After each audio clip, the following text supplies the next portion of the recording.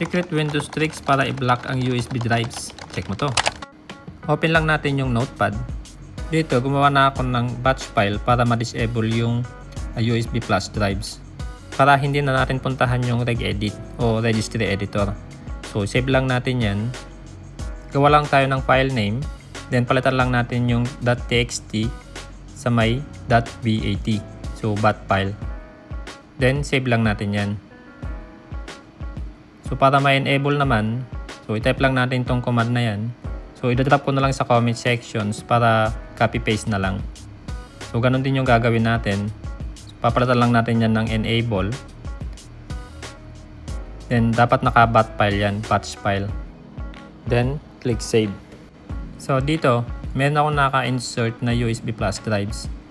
So, try natin i-click yung disable. Run as administrator lang natin yan. So, hintayin lang natin yan mag-successful. Then, kung mapapansin natin, hindi na siya accessible. Para enable naman natin o ibalik natin sa dati, so click lang natin yung enable. So, ganun din, run as administrator. Then, hintayin lang din natin yan matapos. Yan, so okay na siya. Maganda to kapag ayaw nyo magpasaksak ng mga USB flash drive sa PC nyo.